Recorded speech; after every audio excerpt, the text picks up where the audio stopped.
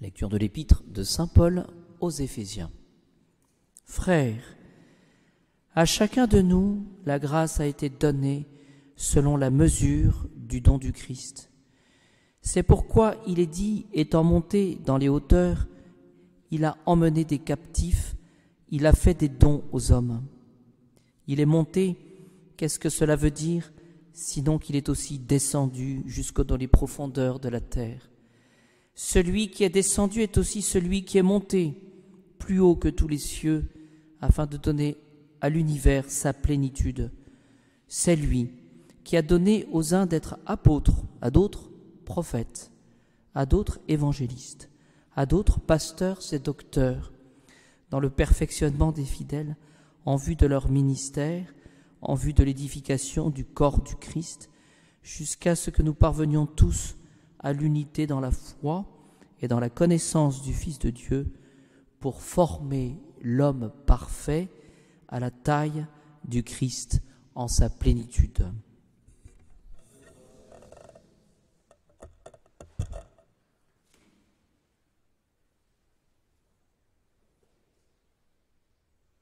Dominus vobiscum, sequentia sancte Evangelii secundum Ioannem.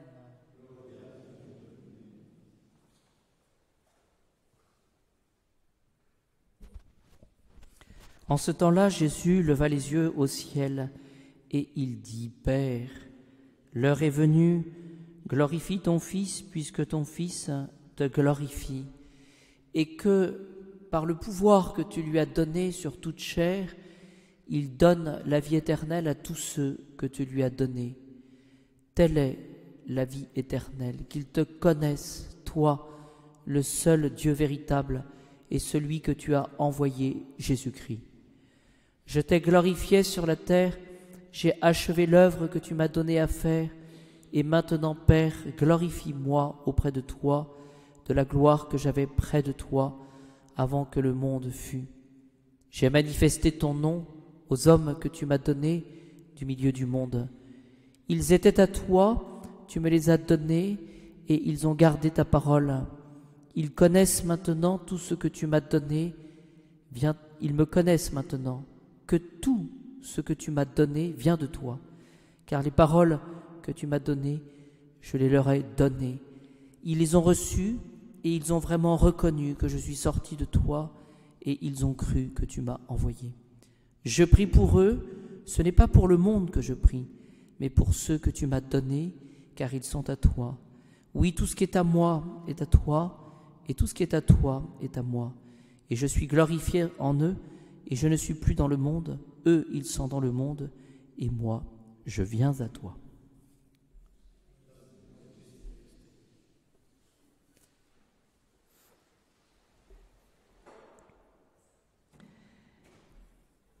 Dans son épître aux Éphésiens, au chapitre 4, verset 7, ces premiers versets 7 et 8, il est question de la grâce. Il est question de la grâce. Frères, à chacun de nous, la grâce a été donnée. Alors cette grâce, qu'est-ce que c'est? C'est cette vie de Dieu, la présence du Saint-Esprit, Dieu le Père, Dieu le Fils, Dieu le Saint-Esprit.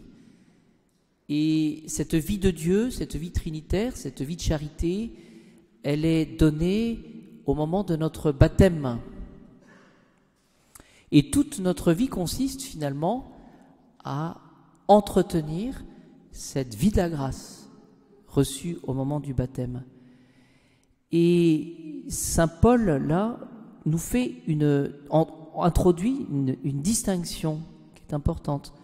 Frères, à chacun de nous, la grâce a été donnée, mais il précise selon la mesure du don du Christ.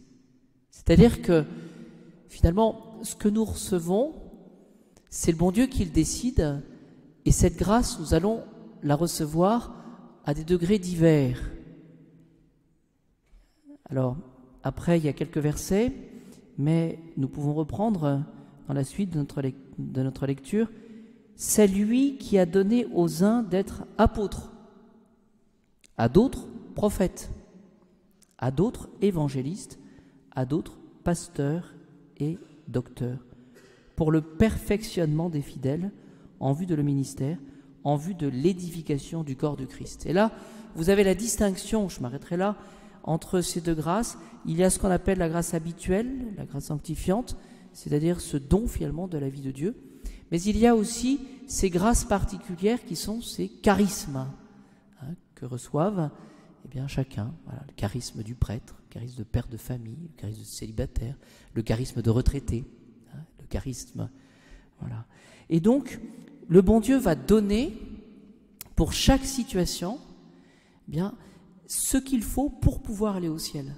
Et donc, ce qu'il faut tenir, et c'est ça qui est intéressant, c'est que forcément, il y a diversité de charismes. Mais tous contribuent finalement à l'édification du corps du Christ. Voilà. Et donc, cela suppose suffisamment d'ouverture d'esprit entre nous, qui existera dans la charité, puisque finalement, c'est le même esprit qui est donné par le Christ, mais pour des fonctions différentes. Et donc, on pourra tenir dans toute communauté, que ce soit dans une paroisse, dans une famille, que ce soit dans un pays, on pourra tenir finalement ces deux choses pour l'édification de tous et pour la paix, c'est-à-dire la diversité de charismes, une différence, mais en même temps avec le souci de l'unité, parce que c'est un seul, même origine, le Christ Jésus, qui nous est donné. Voyez ? Et donc, de cela, nous pouvons tirer, voyez-vous, une grande paix intérieure. Voilà.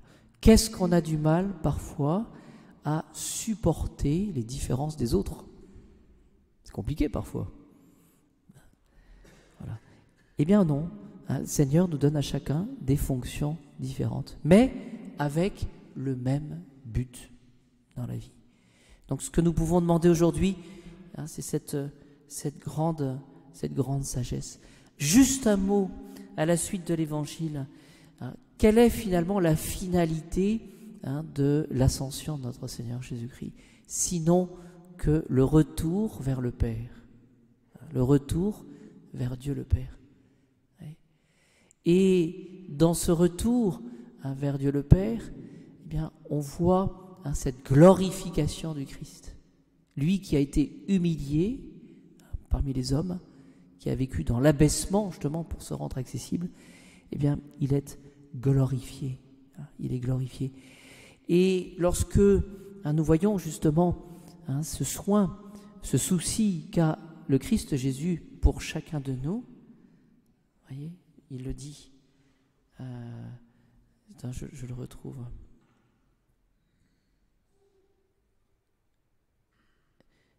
Telle est la vie éternelle, qu'ils te connaissent, toi, le seul Dieu véritable, et celui que tu as envoyé, Jésus le Christ. Et dans tout ce développement, c'est le passage donc de l'Évangile juste avant la Gethsémani, on voit ce souci, et on peut penser qu'à Jésus justement de chaque âme qui finalement appartient à Dieu le Père, mais qui est confiée à Jésus-Christ. Et cette mission de Jésus-Christ, évidemment, c'est de nous aider, chacun de nous, à aller au ciel. Et on peut penser, voyez-vous, à cette parabole de la brebis perdue. Quand il y a cette brebis qui est perdue, et 99 justes, cette brebis perdue, on voit tout ce déploiement de charité et tout cet amour de notre Seigneur Jésus-Christ. Et ce qui est important pour nous, voyez-vous, c'est de considérer qu'on est cette brebis perdue et qu'on fait l'objet de l'attention du Christ Jésus, qui va prendre cette brebis puis la mettre sur ses épaules pour pouvoir l'offrir à Dieu le Père, et ce qui va réjouir tout le monde. Alors prions les uns pour les autres, en dépit de nos différences, mais en étant certains que nous servons le même Seigneur.